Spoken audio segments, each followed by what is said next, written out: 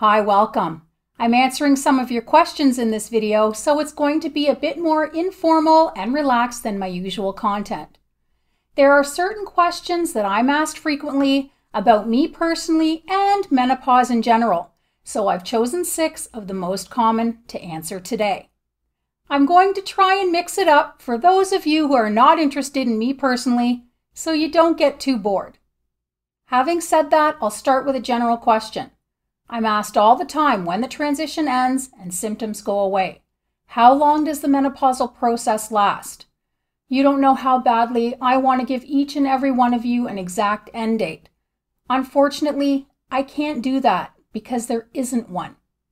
Our hormones and our bodies are all different, so our menopausal journeys are all unique. Some women feel great as soon as they hit menopause.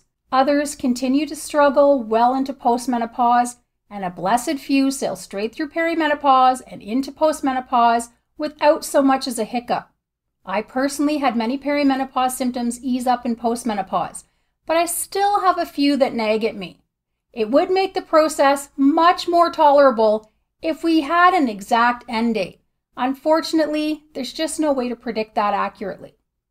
Number 2, I get a heap of questions about how I've been able to lose some of the resistant menopause weight that's been glued to my midsection for years.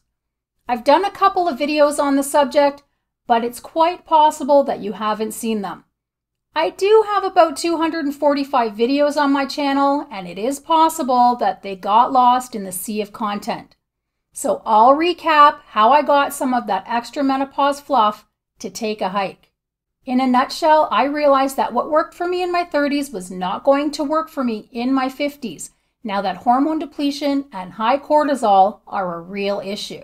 First, I had to choose exercise that wasn't going to raise my cortisol further and focused on building lean muscle mass. So I had to switch from high intensity, heart pounding, not able to say one single word and feeling like I'm going to be sick after exercise, and start doing light strength training mat workouts. Next, I had to tweak my eating to focus on nutrition and blood sugar balance to control my cortisol, insulin, and energy levels and nourish my body. No more naked carbs and grazing all day. I eat a few times a day with several hours in between to allow insulin to return to normal again. Number 3, I discovered and started taking the ideal supplements for me to support fat burning and lean muscle maintenance and help ameliorate several symptoms that allowed me to exercise again. It's been slow going and I've had to learn a lot of patience, but it is working. So many of you have also asked me about doing a video on what I eat in a day. I can't imagine that being a very interesting video because my food choices are not that exciting, but I will address that question here. I focus mainly on whole foods with a small amount of dairy protein and an even smaller amount of plant-based meat substitutes because I don't eat meat and they are yummy, but they're also processed. I eat a lot of fruits and veggies, beans, nuts, seeds, tofu, chickpeas, lentils, cottage cheese, nut butters, and occasionally some whole grain, gluten-free bread. My breakfast usually consists of chia pudding because I absolutely love it, and green tea or matcha. Lunch is usually fruit and cottage cheese, veggies and hummus, or something similar. For dinner, I usually do something like salads, stews, soups, wraps, chilies, occasionally mushroom and wild rice patties, and probably a list of other things that are just not coming to mind right now. If I feel like I need a snack in the evening, I do allow myself one, but I keep it small. Maybe a toast with a bit of nut butter. And I also allow myself a goodie here and there because I have to be able to sustain my eating style for life. I don't really believe in diets because they involve coming off the diet at a later date, which usually involves rebound weight gain, which I absolutely do not want. Next, many women ask me what could possibly be wrong with them because they've been to the doctor with a list of symptoms and the doctor has told them that they're perfectly healthy and their hormone tests are normal, so it can't possibly be menopause. This upsets me because it causes unnecessary fear. There are no reliable tests for perimenopause, and hormones are often normal in the early stages. So please don't allow a hormone test to determine your menopause status. If you're dealing with a list of symptoms and your doctor has ruled everything else out, you could be perimenopausal, even with a normal hormone test. I also get a lot of comments almost daily about collagen, and I'm slightly obsessed with it because it changed my life, so I would love to answer those questions.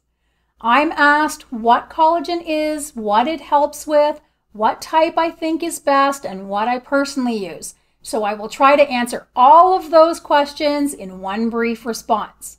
Collagen is the most abundant protein in the human body, and it's found from head to toe in every joint, tendon, ligament, muscle, bone, in the gut lining, the skin, the hair follicles, and so on. You get the picture.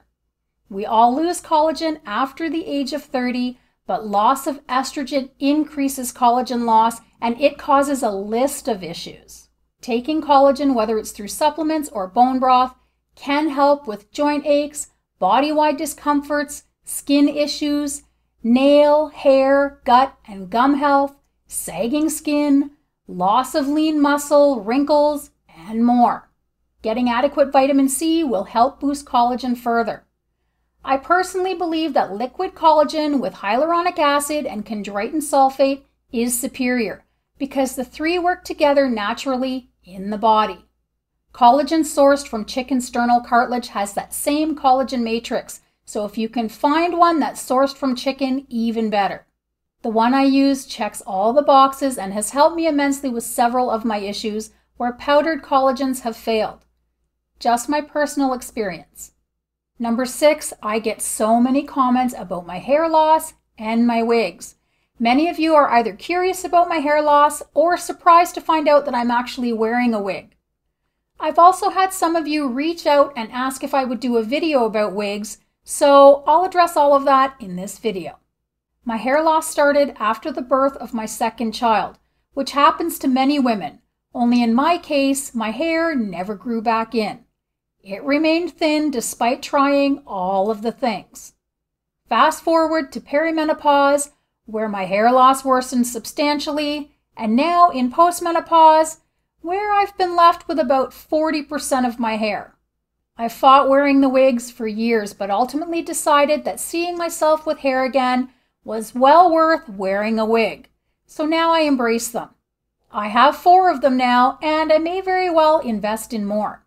I do acknowledge all of you who would like to see a video about wigs. I'm just not entirely sure what that would look like right now, which is why I haven't done it yet.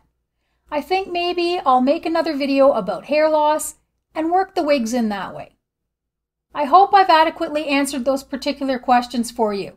If I've left something out, please let me know in the comments.